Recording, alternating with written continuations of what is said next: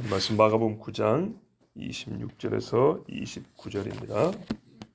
귀신이 소리 지르며 아이로 심히 격려를 일으키게 하고 나가니 그 아이가 죽은 것 같이 되어 많은 사람이 말하기를 죽었다 하나. 예수께서 그 손을 잡아 일으키시니 위에 일어서니라. 집에 들어가심에 제자들이 조용히 묻자오되 우리는 어찌하여 능히 그 귀신을 쫓아내지 못하였나이까. 그 시대 기도 외에는 다른 것은 저주받아 나갈 수 없느니라 하시니라. 아멘. 예수님이 귀신에게 나가라, 다시 들어오지 말라 소리쳤습니다. 그랬더니 귀신도 소리를 질렀습니다. 강렬한 저항입니다. 귀신은 예수님 앞에 절대 못 이긴 줄 알지만 할 수 있는 모든 것을 다 합니다. 예수 믿는 사람들은 세상 앞에 할 수 있는 모든 것을 다 하지 않습니다. 누가 좀 땡기면 가고 누가 좀 뭘 하면 주저앉고 하나하나에 우리는 너무나 오고감이 격하게 나타납니다. 한마디 하면 쭉 멀리까지 하고 또 한마디 하면 아예 미동도 하지 않고, 이게 사람인데 귀신은 오히려 우리보다 그런 면에서 낫습니다. 자기들의 악한 본성을 따라 최선을 다합니다. 예수님께 저항한다고 될 일입니까마는 소리를 바락바락 지르면서 예수님 앞에 못 가겠다고 난리를 칩니다. 심히 격려를 일으키게 한다. 사람의 근육에 여러분 가동 범위, 사람의 몸이 뼈, 근육, 신경 이렇게 돼 있지 않습니까? 이게 최대로 벌어질 수 있는 범위가 있고 최대로 수축이 될 수 있는 범위가 다 있습니다.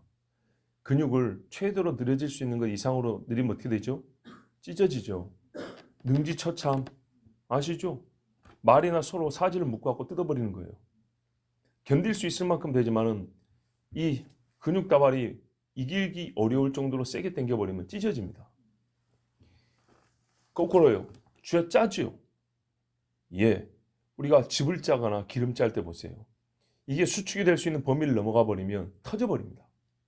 그것처럼 말이죠. 귀신이 어느 정도로 무지막지한 짓을 하냐. 사람의 신경인 혈관을 다 터뜨려버리고 근육을 쥐어 짜듯이 오그라들게 해버립니다. 그래서 어떻게 어디 부딪힌 것도 아닌데 하도 매우 오래 짜서 피멍이 든다고요. 하도 늘어뜨려서 막 이짓거리니까 어떻게 돼요? 속에서 핏줄이 터져버리죠. 쥐어짜나 느리나 터져버리죠. 이런 식의 일들이 벌어지고 뼈가 돌아간단 말이에요. 어디 부러져서가 아니라 하도 돌려버리니까 이게 돌아가고 안 돌아와요. 이렇게 된다고요. 요즘에 무슨 뭐 좀비 영화니 이래가지고 그런 모양을 만들어내죠. 근데 결국에는 그건 바이러스 이야기지만은 사람의 몸이 가동 범위 이상으로 넘어가 버리면 그렇게 기형이 되어버립니다. 귀신도 그런 짓을 합니다. 눈을 어떻게 돌아가죠? 아무리 눈을 위로 치켜들어 보세요. 얼만큼 안구가 돌아가는가. 근데 희번덕거리게 한다 그러죠. 흰자밖에 안 보인다. 보통 사람은 그렇게 눈을 못 돌립니다. 근데 귀신 들면 확 돌아가 버립니다. 그죠? 예, 바로 그런 겁니다. 작두를 탄답니다. 피부가 작두를 어떻게 이겨냅니까? 사람 무게가 올라가는데. 근데 탄대요. 숯불 위에 올라가는데 피부가 안 탄대요. 무지막지한 일이죠. 예. 심히 격려를 일으켰다니까 뭐 약간 부들부들 뜨고 이런 줄 알죠. 여러분 귀신 걸 안 보셨는 모양이에요. 내가 귀신 설교를 많이 했는데 가만 보면 정말 내가 설교하면서 느껴보면 감이 야한히 약해요. 정말 약하세요. 진짜로 귀신이 얼마나 무지막지한지 여러분 잘 모르시는 것 같아요. 악한 영의 세계를 잘 모르시는 것 같아요. 다 시멘트 발라져 있고 현대식 건물 쭉 줄 알고 조명 켜져 있으니까 무서운 거 없이 그냥 밝은 데만 다니셔서 그러신지 모르지만 그래서 참 체험도 중요하다고 봅니다. 정말로 중요합니다. 그걸 모르니까 우리가 누구하고 싸운지를 모르고 어떻게 대峙하는지 모르고 우리 신앙이 대충 해갖고는 얼마나 마귀한테 쭈물딱 하는지를 알지를 못해요. 고상하고 수준 높은 이야기가 아니라 실제를 들어야 돼요. 실제를. 진짜를. 예. 음식 이게 피규어라고 그러잖아요. 이게 뭡니까 이거. 플라스틱으로 만들어 놓고 겉보기 좋잖아요. 그거 손 내면 들어갑니까? 묻히면 음식 냄새 납니까? 아니죠. 모양만 그런 게 모양만. 경건의 모양과 경건의 능력인데 여러분 경건이 어디다 써먹는지를 알아야 될 거 아닙니까? 경건이 왜 필요한지, 경건이 뭔지, 불경건이 무엇인지. 우리가 이렇게 예배당에 모이면은 참 별것 아닌 거 예배인 것 같지만 농담이 아니라 여러분 금요일날 밤에 이태원 한번 가보세요. 예, 저기 명동이나 신촌이나 그 막 홍대나 소위 언더그라운드라고 하잖아요. 지하세계라고 불리는 곳들 한번 지나가기로 해보세요. 믿는 사람들의 심령은요 괴로워서 견딜 수 없고 역겹고요 막 오그라듭니다. 그것들이 다 누가 만든 거죠? 마귀가 만드는 것들입니다. 근데 마귀가 지 얼굴을 안 드러냅니다. 그런데 이런 경우는 마귀가 진짜 지 얼굴을 드러내는 경우거든요. 심히 무섭고 주변 사람들이 손을 못 댑니다. 혹시 이거 보고 나서 밥 먹을 때 떠오를까 봐. 비참하게 죽은 사람 시신을 보면 참 마음 안 좋죠. 그렇죠. 근데 그 이상이라고요. 제가 지난 여름에 우리 이모님이 그 산사태로 압사해서 돌아가신 거 봤다 했죠. 그렇게 처참한 시신 처음 봤어요.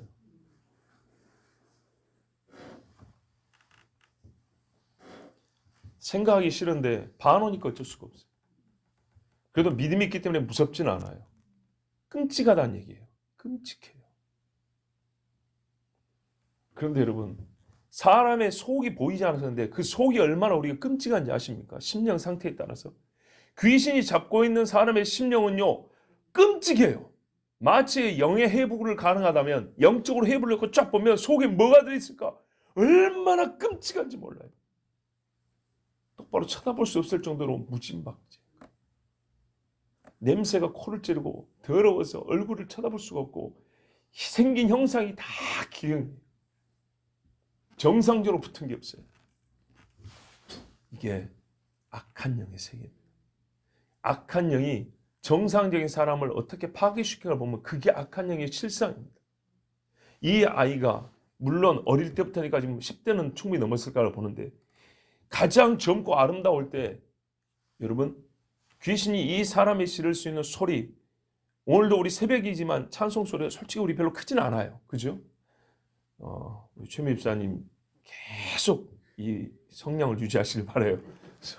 솔직히 혼자서 다 커버하고 있어요 지금. 봐보세요. 귀신이 소리를 지르면 얼마나 무지막지하냐. 이 아이가 본래 음성이 얼마나 큰지는 모르지만요. 저 멀리까지 들릴 수 있을 정도로 바락바락 소리 지른다고요. 평상시에 고상한 여인이 화가 머리끝까지 받치면 어떻게 되죠? 그 소리에 그 악지는 소리에 창문이 깨질 정도예요. 정말로. 젊은 애들이 소리 지르는 거 보면 얼마나 무서운지 모릅니다. 여러분 한참 때 크는 애들끼리 싸움할 때 소리 지르고 막 괴성을 지르고 눈에 뵈는 거 시뻘이 갖고 물건 던지면서 죽여버린다 달려든 거 본 적 있습니까? 그것도 못 보고 사셨죠. 그러니까 영의 세계를 잘 모르시는 거예요. 좋은 것들만 많이 보셔서 그게 정서상 좋긴 하지만 그러다 보니까 우리가 진짜 실제를 잘 모르기 때문에 이게 얼만큼 강력한 기도가 필요하고 하나님 앞에 강력하게 진짜 주님과 붙어 있어야 되는지 잘 몰라요. 하나님께서 정말 우리가 산속에서는 무한할 정도로 사랑하시지만 꼭 그만큼 악에 대하여 얼마나 하나님이 분노하시며 그 눈이 불꽃같이 그걸 바라보고 계시는지 잘 모르는 거예요. 그 실상을 이쪽이나 저쪽이나 밋밋한 거야. 밋밋해. 아니요. 사람이 심정적으로 뜨겁게 해야 되고 지각으로도 똑똑해야 되겠죠. 명철해야 되겠죠. 마찬가지예요. 하나님의 말씀도 딱 거기 이렇게 알아야 되는 거지만 동시에 딱 쳐다보면 영적으로 이렇게 빡빡 보일 정도로 이게 하나님 앞에 우리가 좀 조금 더 자라가야 될 모습입니다. 그런데 그런 것은 어떻게 해요? 서로 말로만 되는 게 아니라 때로는 봐야 돼요. 봐야 되고 직접 들어가고 만져봐야 돼요. 영생의 말씀 우리 가운데 오셨는데 우리가 귀로 듣고 눈으로 본 바야 손으로 직접 만진 바라. 이거하고 아닌가 완전 달라요. 그래서 이 세대가 못돼 먹었다는 얘기예요. 다 나눠놓는다니까요. 막 태어난 아이의 살갗을 엄마가 한번 보듬어 봐야 돼요. 예? 엄마가 젖을 물고 키워봐야 돼요. 우유 좋은 거 막 이렇게 놓지 말고 품에 안고 젖을 먹이는 이 즐거움을 맛봐야 아이도 엄마도 하나님이 주신 복을 그 첫 순간부터 누리는 거예요. 그런데 다 띄워놓고 태어나서 죽을 때까지. 그러니 부모가 고생한 것도 모른다니까요. 옛날에는 집 대문 나서서 저기 논을 보면 우리 엄마가 허리 이렇게 하면서 피 뻗고 있단 말이죠. 예? 아버지가 지게지고 산을 올라간 게 보인단 말이죠.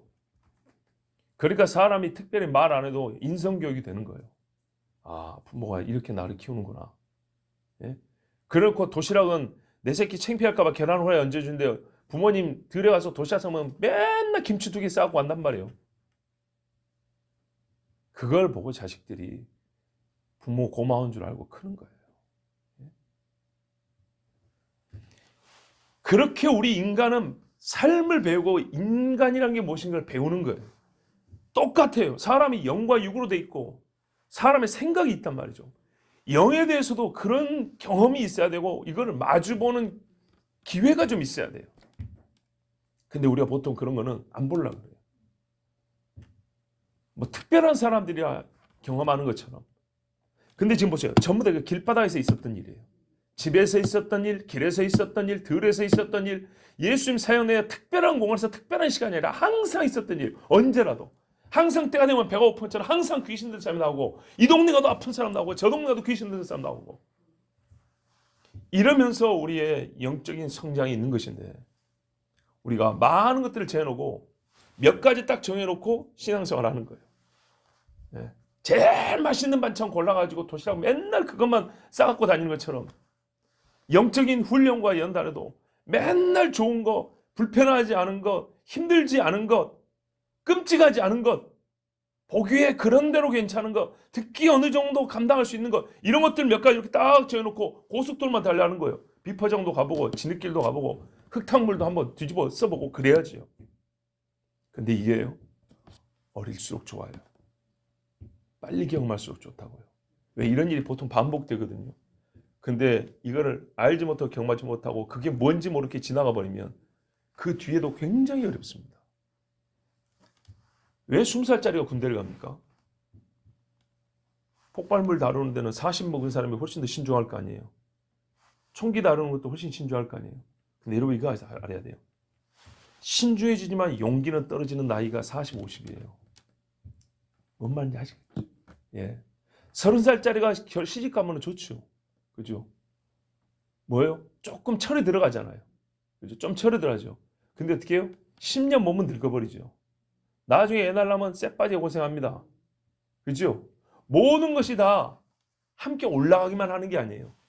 어떤 거는 떨어지는 때가 있어요. 떨어지는 것과 올라가는 것이 있어요. 이게 적정한 균형선에 하나님이 하라는 게 있어요. 신체 기능이 탁월할 때 해야 될 일이 있어요. 신체를 많이 써야 되는 일은 신체 기능이 탁월할 때 하는 거예요. 머리를 많이 써야 할 일은 머리 기능이 탁월한 그 나이 때 하는 거예요. 사람의 마음이 덕스럽고 후덕해질 때는 그 나이에 맞는 일을 하나님이 맡기는 거예요.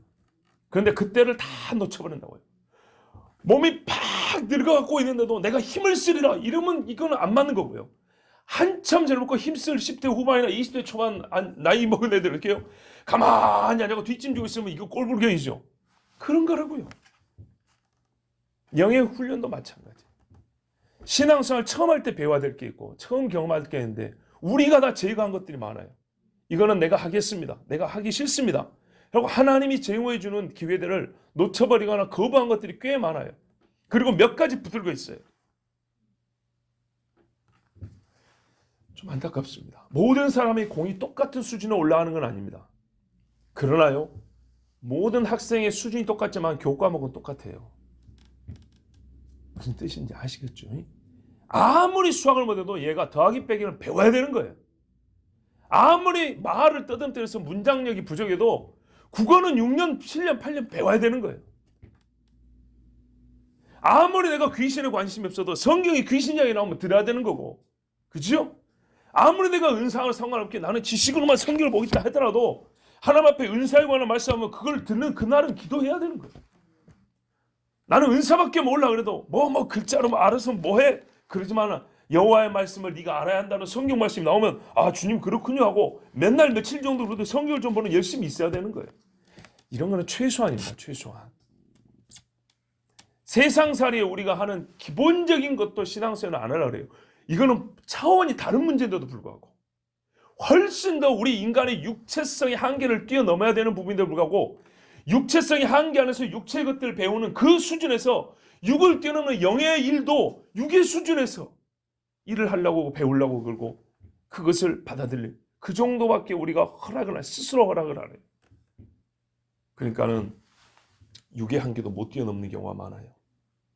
영적인 안목으로 보지를 못할 때가 많다고요. 그런데 우리가 봐보세요. 신앙이 자랐다고 하는 사람들 봐보세요. 희한합니다. 점차 자라는 거 보는데 어느 순간 이게 딱 올라갈 수 있는 경우가 있어요. 여기 다 학부모들이었잖아요. 들이시건 학부모들이었잖아요. 여러분 뭐라고 가르쳤는지 한번 봐보세요. 어느 순간 애가 수준이 딱 올라가는 때가 있어. 우리 선생님 그렇지요. 그럴 때 있어요. 떠듬떠듬 하던 애가 어느 날 가봤더니 글을 줄줄줄 읽는 때가 있어요. 그런데요. 그날 애가 천재가 된 게 아니에요.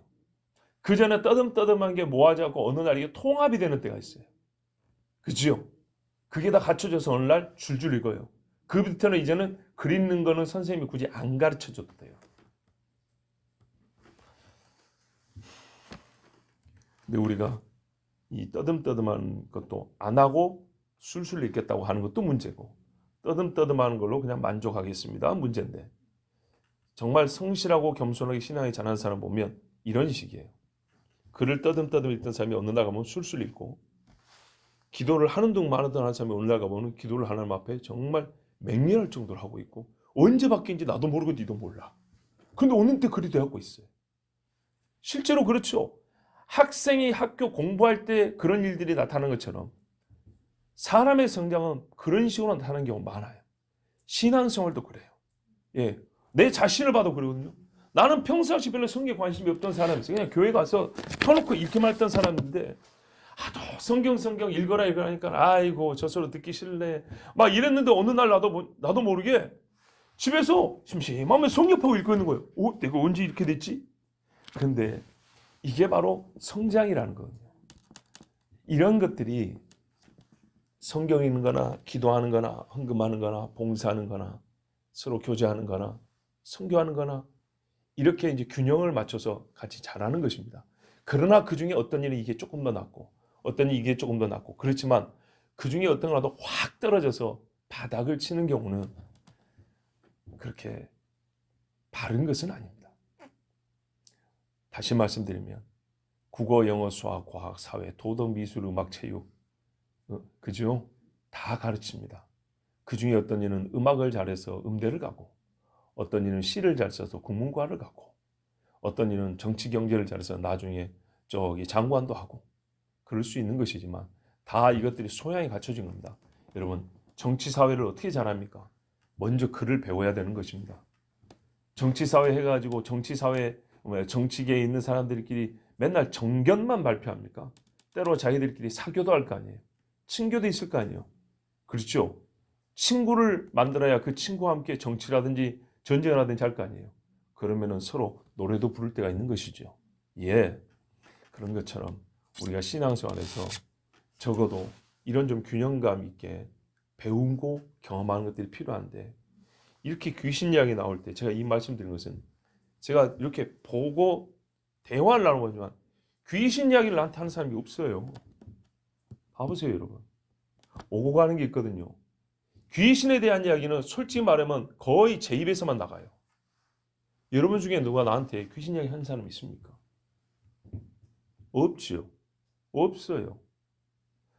내가 목회에서 15년 하는데 누가 나한테 신앙의 여러 영역, 경제를 상담하는 사람도 있어요. 나 돈도 별로 없는데. 막 결혼 이야기, 이제 장가간 이유는 결혼 이야기 상담하는 사람도 있어요. 뭐 집안에 부모 형제 간의 관계에 대해서 나도 잘 서투른데 하여튼 간에 별걸 물어보고 서로 대화 다 했는데 귀신 이야기 물은 사람은 내 기억에 모르게 없지는 않았겠지만 우리가 많이 보면 많이 들었다는 느낌이 있죠. 근데 거의 들은 기억이 없어요. 성경에 이렇게 많이 나오는데도.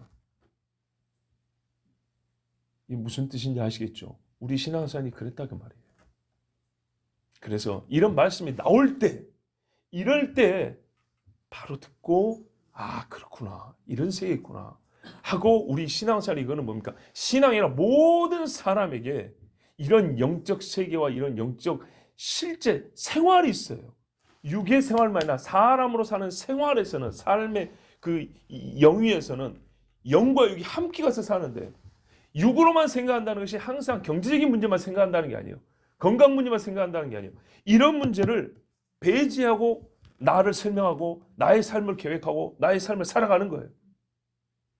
영이, 이 악한 영이 오늘도 내가 길을 걸을 때 나를 어떻게 움직이는가? 악한 영이 내가 무슨 화면을 한다 본다거나 글을 하나 읽을 때 나의 마음을 어떻게 끌고 가는가? 이거를 같이 생각해야 됩니다. 영은 또 놀랍게도요, 느낌이 제일 강해요. 그렇습니다. 영이 주는 느낌이 사람이 받는 느낌 중에 생각보다 강합니다. 그런데 그 느낌을 무시하는 경우가 많아요. 성령이 주는 느낌치고 약한 느낌 있습니까? 없지요. 귀신이 사람의 영이 주는 느낌 아주 강렬합니다. 사나운 오싹하죠. 왜 그런 느낌을 그냥 빨리 떨쳐버리려고 하시면 안 됩니다. 그 느낌이 있는 그 순간 영과 영의 접촉이 있는 거예요. 난 신비한 걸 가르치려는 게 아니에요. 이렇게 비비면 피부 접촉이 있는 것처럼 영과 영도 부딪히고 다닌다는 걸 알아야 됩니다. 그 영과 영의 부딪힘과 스침이 있을 때 그게 무슨 의미냐? 예? 불이 스치면 털이 타지고 조금 더 하면 피부가 눌러붙어 버린단 말이죠. 근데 영과 영이 살짝 스쳐갈 때 서늘한 느낌이지만 얘가 이 달라붙어 있으면 뭐냐 이게 도대체. 영은 투과하는데 속에 들어와서 속에 들어앉아 있으면 이건 어떤 상태냐? 이것에 대하여 여러분 정말 우리가 생각하고 하나님 앞에 기도해야 합니다. 잘 모르면 이것이 무엇입니까? 라고 기도해야 합니다. 보십시오. 가장 어여쁠 나이입니다. 가장 건강할 나이대입니다. 신체적으로 가장 온전할 때입니다.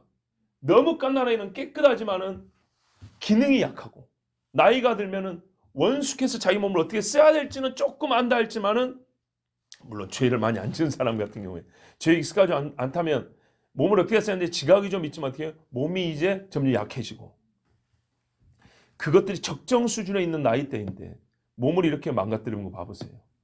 어느 지경까지 하냐? 죽은 것 같더라. 근데 이거는 영적으로 보는 사람들 눈에는 죽은 것 같더란데 일반 사람들 눈에는 어떻게 보였다고요? 죽었다 그랬어요. 마귀가 이런 짓을 해요. 격려를 일으키고 아까 말씀드린 심히 쪼그라들고 펴고 오그라뜨리고 할 수 있는 온만 짓을 다 해서 사람의 육이 견디기 어려운 지경까지 육을 극단적으로 몰아붙여버린 겁니다. 예? 찢을 수 있으면 찢어버릴 정도까지 가는 겁니다. 이게 귀신들이 하는 것입니다. 소리도요. 목청이 트여서 나중에 제정신으로 할 때 성대가 온전해서 생각하고 말을 똑바로 못 할 정도. 그거 아셔야 돼요. 이렇게 이렇게 귀신이 나가잖아요. 그럼 이 사람 말하면 어때요? 이런다 한동안. 아까 하도 소리를 질러 놓으니까. 오만데 핏대가 서 있고 피멍이 든 상태에서 정신이 온전해지는 거예요. 몇 날 며칠은 이게 온전하니까 시간이 필요한 거예요. 이게 현실이에요. 영적 현실이라고요. 이랬을 때 이 아이가 이런 발작을 일으키고 귀신이 나갔는데 그 아이가 죽은 것 같이 되어 많은 사람이 말하기를 뭐라 그랬어요? 죽었다 그랬어요. 이 말은 무슨 말이죠? 자 봐보세요 이제 우리는 정확히 그릴 줄 알아야 돼요. 이렇게 몸을 막 소리 질렀어요. 여러분 소리 지면 호흡이 나가야 되죠. 격렬하게 호흡을 하고 몸을 막 비틀었어요. 그러면 심장박동이 어떨까요? 쿵쾅쿵쾅하죠. 그죠? 그죠? 여러분 봐보세요. 교실에서 비 오는 날 옛날에 체육시간에 밖에 못 나가잖아요. 교실 안에서 몇 분만 체육선생님이 시킨 거에도 어떻게 해요? 교실이 후끈후끈하죠. 막 땀 냄새 나고 옛날 생각나죠. 막 숨이 차가지고 야 얘들아 창문 열어라 막 이런다고 밖에서 빗소리 확 나고 제법 낭만적이지만 몸이 그래요. 죽은 것 같단 말은 무슨 말이죠? 심장 뛰는 게 안 보였다는 얘기예요. 이렇게 몸을 비틀면 쿵쾅쿵쾅하고 애가 이래야 되는 거예요. 귀신이 나갔으면.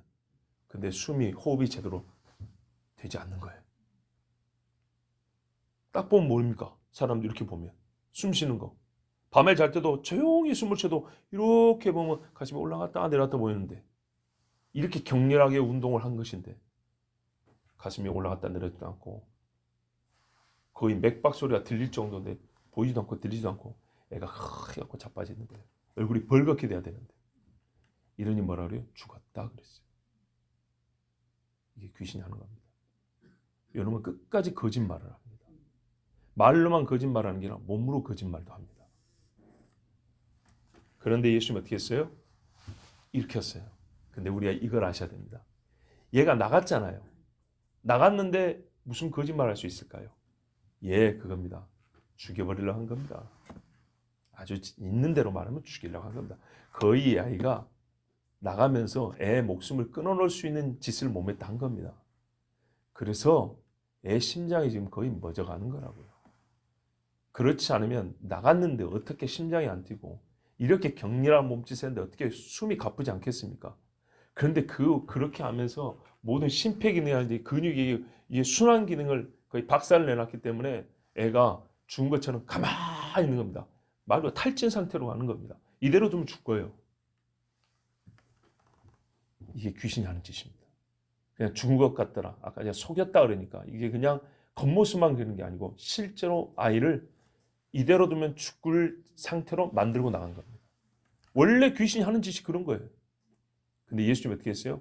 단방에 이렇게 했죠. 자, 가쁘게 숨을 쉬어야 되는데 숨을 안 쉬는 아이가 됐어요. 그지요? 그러면 이건 그대로 놔두면 좀 있으면 죽죠. 예, 좀 있으면 죽습니다. 근데 예수님이 이렇게 했어요. 무슨 말이죠? 그 짧은 시간에 모든 것을 회복한 겁니다. 이렇게 예수님이 귀신을 쫓아냅니다.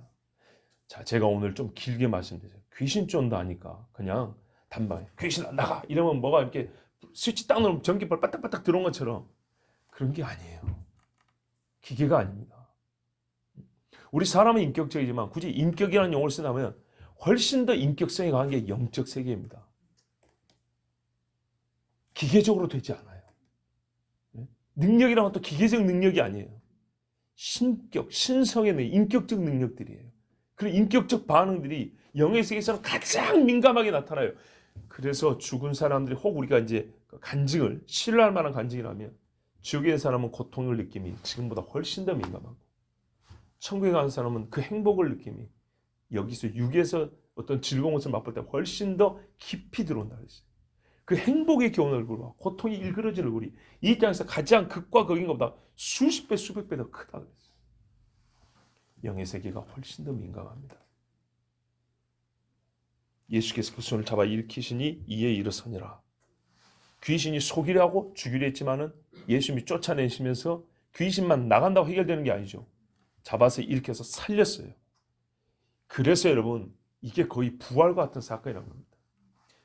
그냥 여러분이 혹이라도 이 본문을 주석하는 책들을 볼 기회가 있으면 아이에게서 귀신이 나오고 아이를 일으킨 이 모습에 유형적으로 볼 때는 부활을 미리 암시하는 것 같으며 이렇게 몇 줄 써놓은 것들이 있어요.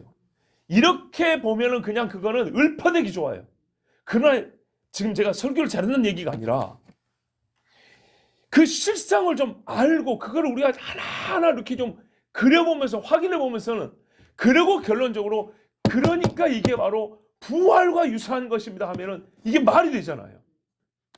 그런데 그냥 귀신 들은 애가 귀신하고 자유를 얻었습니다. 자빠져 있는 아이를 손을 잡아 일으켰습니다. 이게 달리다 구음과 같은 것이며 장차 있을 예수님의 부활을 예표하는 겁니다. 이러면 얼마나 밋밋하고 무미건조하고 마음에 감동도 없고 실제하고 별 상관없게 느끼시죠. 그래서 성경을 볼 때는 그 실제 세계를 우리가 눈앞에 그려보고 그리지만 그를 피부에 느끼듯이 읽어야 돼요. 느끼듯이. 그리고 나서 결론적으로 이게 부활입니다. 이게 사망 권세에서 놓여놨다는 것입니다 하면 이게 가슴에 팍 들어오는 거예요. 물론 제가 지금 한 설교 이 말을 저보다 영성이 깊은 분이 했으면 훨씬 더 깊게 들어왔을 거예요. 그런데 저 같은 영성밖에 안 돼도 말을 이렇게 짧게 무미건조히 한 거고 실제 영적인 세계를 이렇게 여러분에게 설명을 좀 하고 결론을 내는 거 완전 다르죠? 그렇습니다.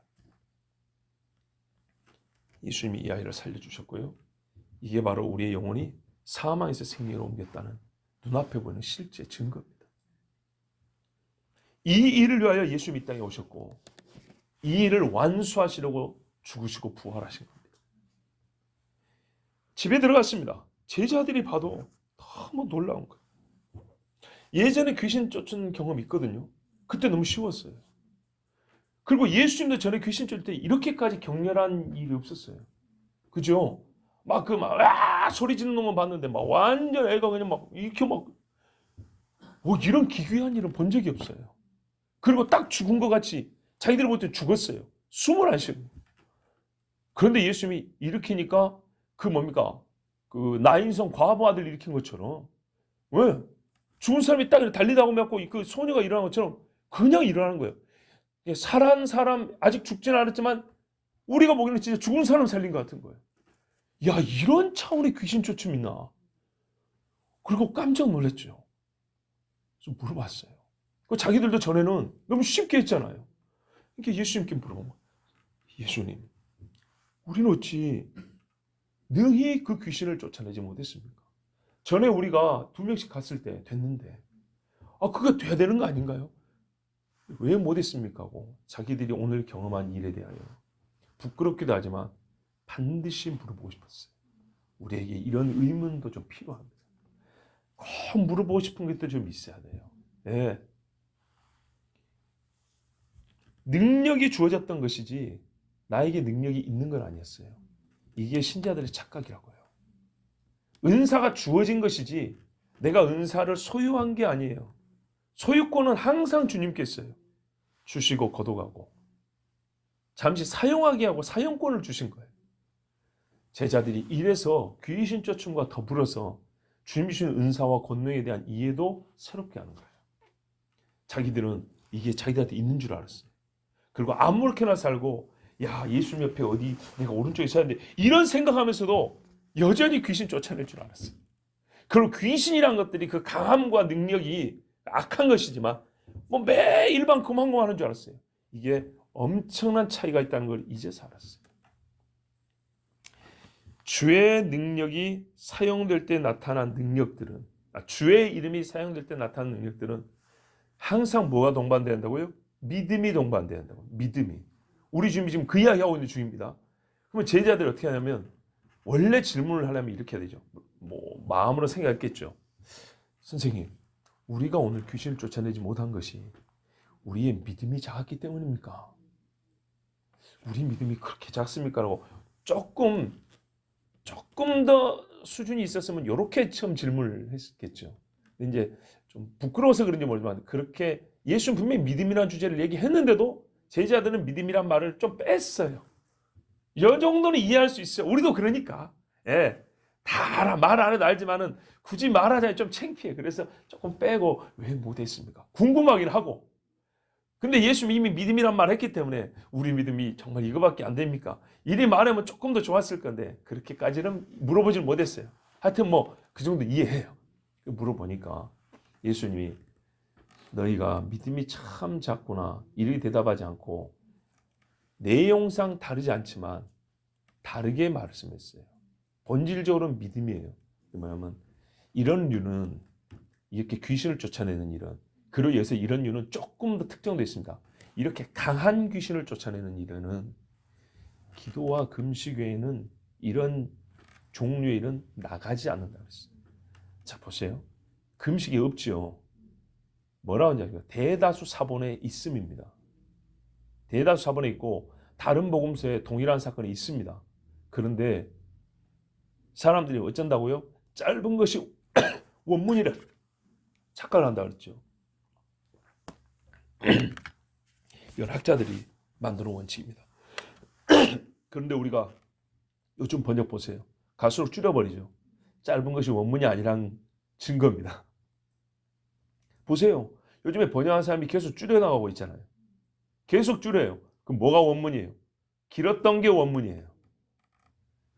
이렇게 양심을 속여요. 이것도 귀신이 하는 겁니다. 거짓의 합이요. 기도와 금식입니다. 예수님 말씀은 이런 영적인 문제는 육의 훈련으로 되는 게 아니라 영의 훈련으로 된다는 겁니다. 그런데 특별히 이렇게 강한 귀신이 있어서는 더 깊은 기도와 하나님 앞에 더 연합된 이게 기도와 금식이거든요. 기도와 금식이 우리 주님 보세요. 능력이 나간다 그랬죠. 네가 그것을 사용할 수 있는 허가권을 준 게 아니고 처음부터 나에게서 항상 능력의 소유는 나에게 있는데 나에게서 그게 나간다 그 말이에요. 나가는데 누구를 통하여? 너를 통하여 나가는데 기도와 금식이 아닌 경우에는 내가 너를 통하여 이걸 해주지 않아라는 말입니다. 근데 이건 앞에 믿음이죠. 즉 그래요. 믿음이 바로 기도와 금식을 하게 하는 거예요. 기도와 금식은 믿음이 없는 사람은 못합니다. 그리고 거짓말을 봐보세요. 믿음이 클 때 우리 금식합시다 소리 부담 안 되죠. 전보다 적지요. 그죠? 그리고 예수님이 누가복음에도 말했어요. 인자가 올 때 믿음을 보겠느냐. 근데 그 믿음을 보겠느냐 얘기할 때 뭐가 나오냐면 앞에 기도 나옵니다.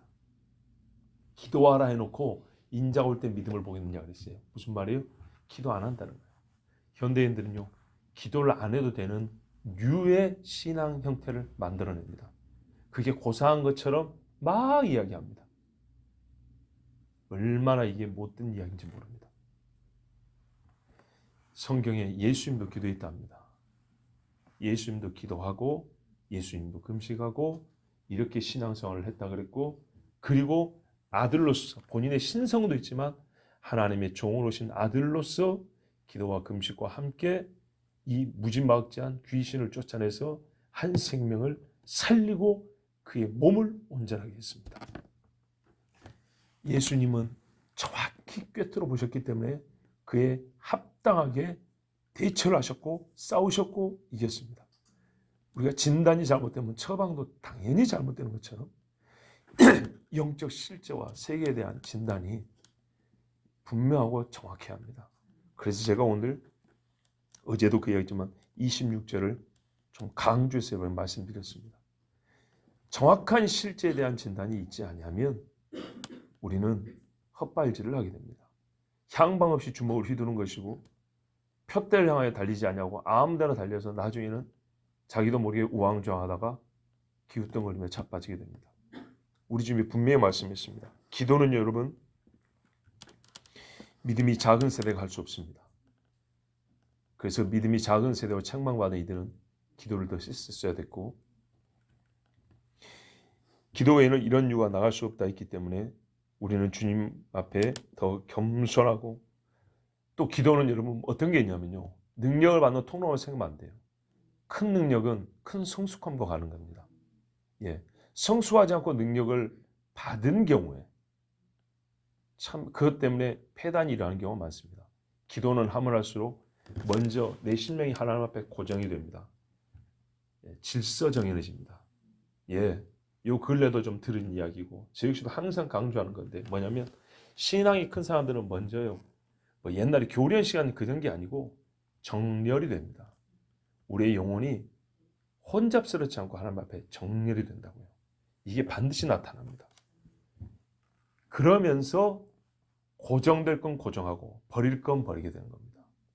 그 중에 뭐냐면요, 기도에 대한 정렬이 나타난다고요. 옛날에는 기도를 제멋대로 생각하거나 아무렇게나 하거나 아니면은 하나님 앞에서 이 기도라는 게 뭔지 잘 모르고 그냥 했을 때 했어요. 근데 신앙생활이 기도하면 또 잘하면 기도가 정렬이 되고 정렬이 된 기도 안에서 균형 잡히고 정말 온전하게 자라는 신앙이 있어요.